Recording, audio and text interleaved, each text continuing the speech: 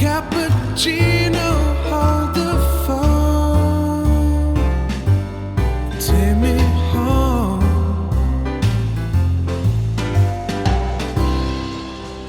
Hello, everyone, and welcome to another edition of Traveler's Art Coffee. I hope this finds you happy and well, and wherever you are and whatever you're doing, I wanted to thank you for joining us. Now, I've got some news, and I've got a topic that I've been thinking about for a while because it keeps coming up for me, so I thought I'd share some thoughts with you. All right, so the news. I am going to be putting all of the Traveler's Art podcasts from the channel onto YouTube, and this will allow people to stream content as they're working or just give you guys another option and place where you can find the podcast, listen to it, and ultimately share it, which I really hope you do. I'm also planning to link it up with Spotify. So if you're an Android device user, you'll be able to get the Traveler's Art podcast a lot easier and share it with your friends that are Android users. So, all right, so that's kind of out of the way. I'm excited about it too. I'm going to see about some creative options when I'm posting this content for you guys. All right, so here's something I've been thinking about. Let's talk about the word normal. I get a lot of people talking about, and I'm reading a lot about this, quote, new normal. And it seems like people are really grasping. They're demanding it almost. I want my new normal so I can move forward. So my question is, what does that mean? How do we define this new normal and ultimately navigate this in our lives? I have an issue with this because when we think of normal, I just don't know what to think of. Like, what is that really? What are we talking about? In fact, most of us often will use words that we really don't know their meaning. So a while back, I ended up buying this app for my phone called WordBook. Now, I will let you know, I am not affiliated with WordBook. I get no kickback from WordBook. Nothing. It's just a tool that I use that I wanted to share with you. Now, I will let you know you have to pay for it. I don't know. Maybe it's $5. I mean, it's so cheap. I mean, it's less than the price of a draft beer at an average bar in the United States.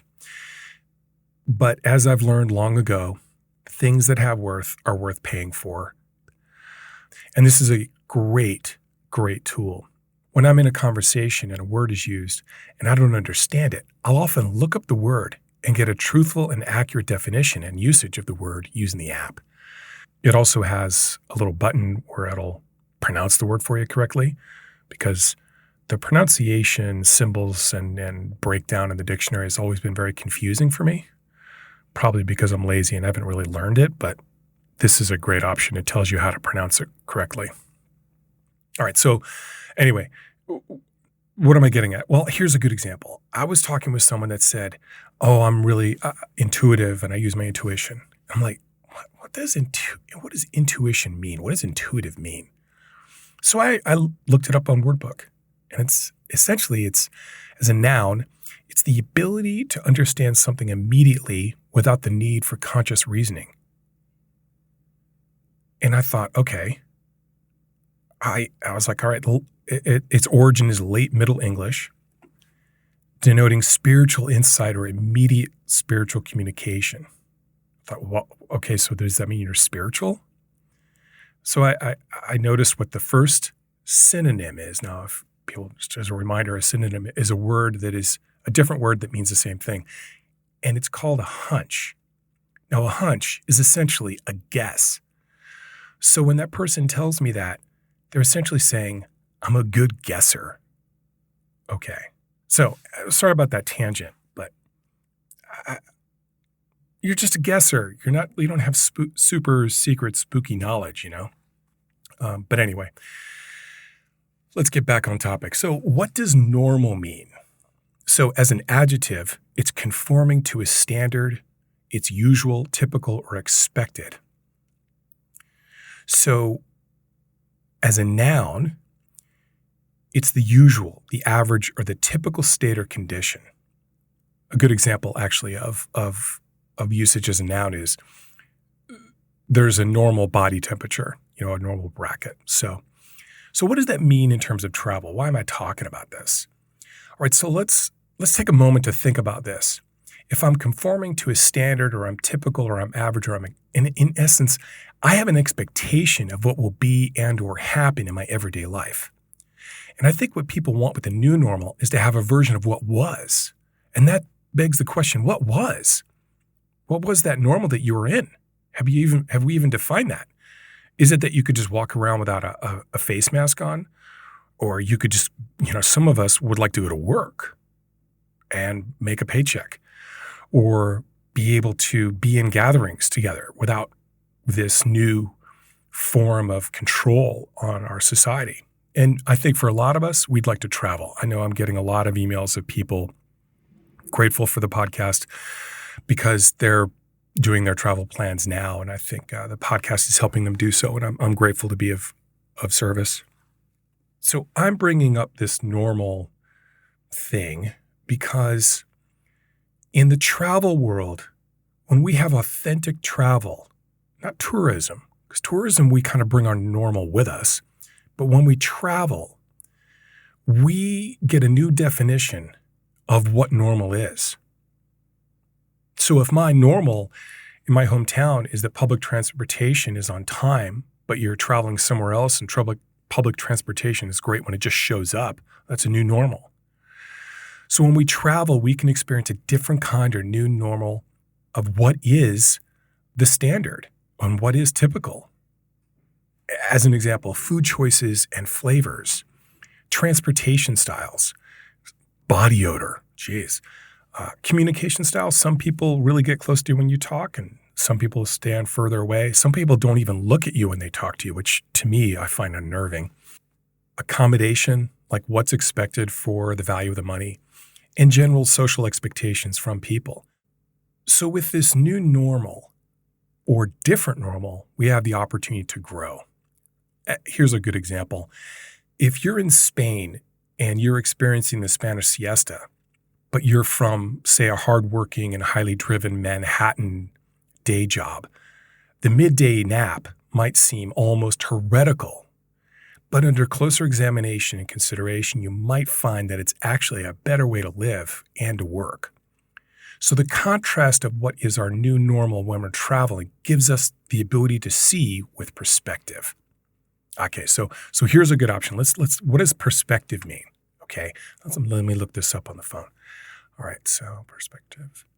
All right, it's the art of drawing solid objects on a two-dimensional surface as to give the right impression of their height, weight, depth, and position in relation to each other when viewed from a particular point.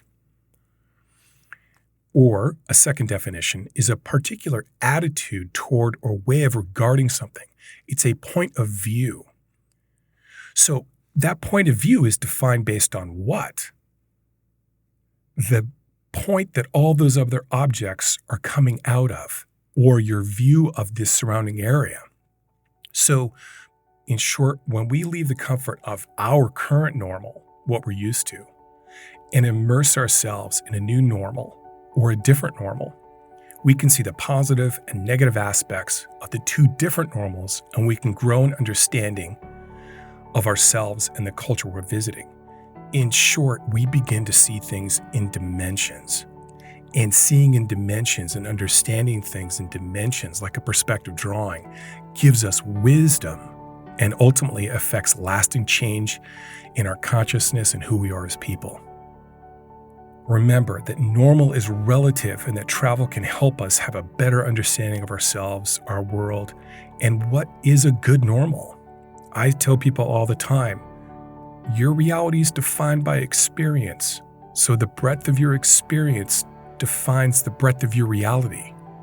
One of the most beautiful things after traveling so extensively, and on a shoestring budget, I might add, is that the wealth and dimension of understanding and the enrichment of cultures into me has created a perspective of life that is so multifaceted and so rich in content. And I would never have had that if I wanted the world to be my way or what I was used to. I could throw a few examples out. If you're where I am at this time. If you have an issue with bugs, you're going to have a hard time here. Insects are a part of the planet. In fact, they're the biggest piece of biomass on the planet overall. If you're used to people queuing up in order in nice lines, boy, if you're in India, get ready, you're going to get bum rushed. So these different types of ways of living, whether it's right or wrong, whether you like it or you don't, in the end, it kind of doesn't matter. It matters that we have that experience. And then we bring that into our thought process and say, well, why is that so contradictory to my normal? And is the way that I expect it and want it to be, is that really a thought, or is that just conditioning from my culture and society? Which means that I'm not really thinking, I'm just an autonomic response machine. So what travel does for us is it questions our assumptions. It challenges us to see the world and navigate the world with new skills, new empathy, new understanding. And it can also give us the opportunity to find the good in our own culture that we may have missed. These are just thoughts and ideas. Hey, I could be full of shit. So what's your normal? I'd like to know. I really would. Send me a voice message telling me about your normal and the new normal you envision in the future. It's easy to do. You can just send it to thetravellersart@gmail.com. That will wrap it up for this edition. Thanks a lot for listening and sharing this time together as we dive deeper into the understanding of the philosophy of travel, which I think is long overdue. Hey, if you enjoy this podcast, can you do me a favor?